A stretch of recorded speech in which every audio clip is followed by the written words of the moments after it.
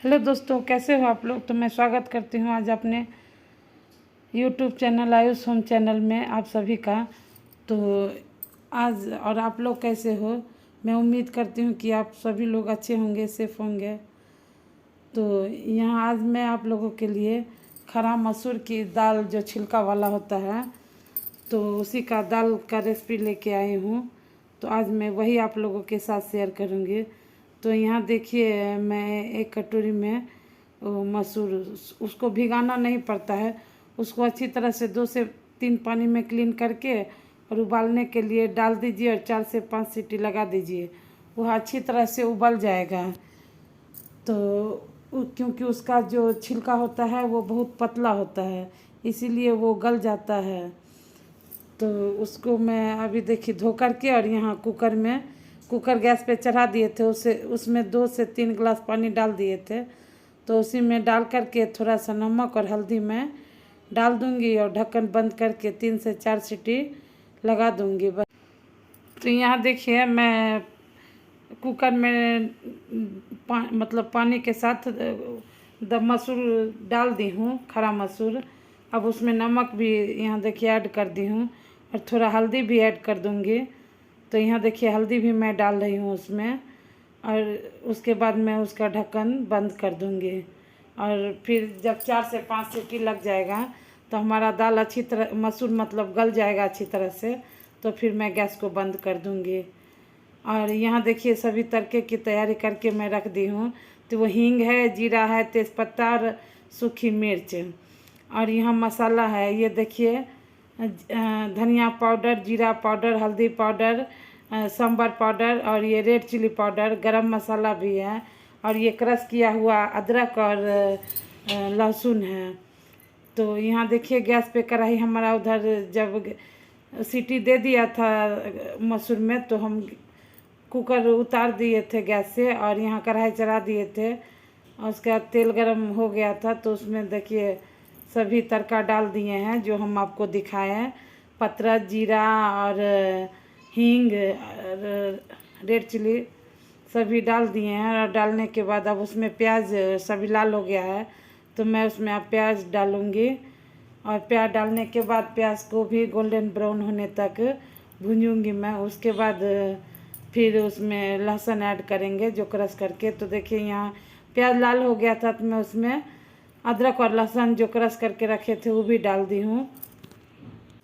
और अदरक लहसुन भी 2 मिनट भूनने के बाद अब मैं इसमें से टमाटर और सभी मसाला ऐड कर दूँगी। तो यहाँ देखिए मैं पहले टमाटर डाल दी हूँ और टमाटर को भी 2 मिनट गलने तक भूनूंगी। फिर उसमें मैं मसाला और थोड़ा नमक भी ऐड कर दूँगी, ताकि नमक के पानी के साथ मतलब मसाला भी हमारा भून जाए अच्छी तरह से। तो यहाँ देखिए मैं अभी टमाटर डालने के बाद उसको मैं भून रही हूँ।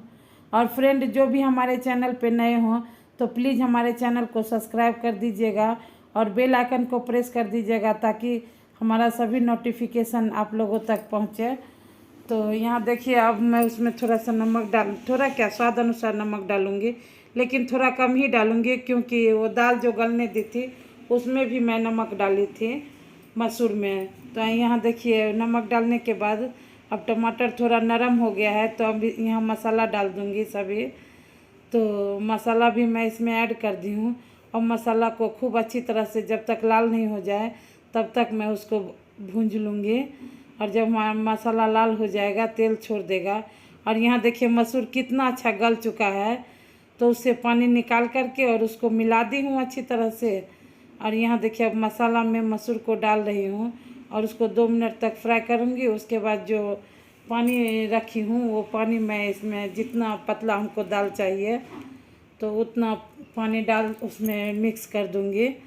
तो यहाँ इसको 2 मिनट भूनने के बाद देखिए पानी वही है जो मसूर से निकाले थे, तो वही पानी है। तो वही पानी मैं उसमें डाल दी हूँ और उसको अच्छी तरह से चला करके मिक्स कर दूँगी। और उसको एक उबाल आने तक अच्छी तरह से, जब तक उबल नहीं जाएगा तब तक मैं उसको पकने दूँगी ढक करके। तो यहाँ देखिए कितना अच्छा से उबाल आ गया है इसमें। अब इसमें मैं धनिया पत्ता और गरम मसाला डाल करके और गैस को बंद कर दूँगी। और हमारे बनाने का तरीका फ्रेंड कैसा लगा आप लोगों को, अगर अच्छा लगा हो तो एक लाइक ज़रूर कर दीजिएगा और कमेंट करके भी बताइएगा कि हमारा रेसिपी कैसा लगा आप लोगों को। तो यहाँ देखिए हमारा दाल बन करके रेडी हो गया। अब इसको सर्विंग बाउल में मैं सर्विंग डिश में पलट लूँगी। और ये देखिए क्रीम है, घर का ही क्रीम है ताज़ा, वो दूध से निकाली थी, जो दूध गर्म करके मैं रखी हूँ तो उसी से निकाली हूँ। तो इसको मैं वो जो दाल में डालूँगी। तो यहाँ देखिए पलटने के बाद अब इसमें मैं ये क्रीम ऐड कर दूँगी। क्रीम डालने से बहुत ही टेस्ट अच्छा लगता है और देखने में भी देखिए यहाँ कितना अच्छा लग रहा है। और इसमें थोड़ा सा ऊपर से और हरी धनिया मैं डाल दी हूँ डेकोरेट करने के लिए। तो अब इस ब्लॉग को यहीं एंड करूँगी, फिर मिलूँगी एक अच्छे से ब्लॉग के साथ। तब तक के लिए बाय, टेक केयर दोस्तों।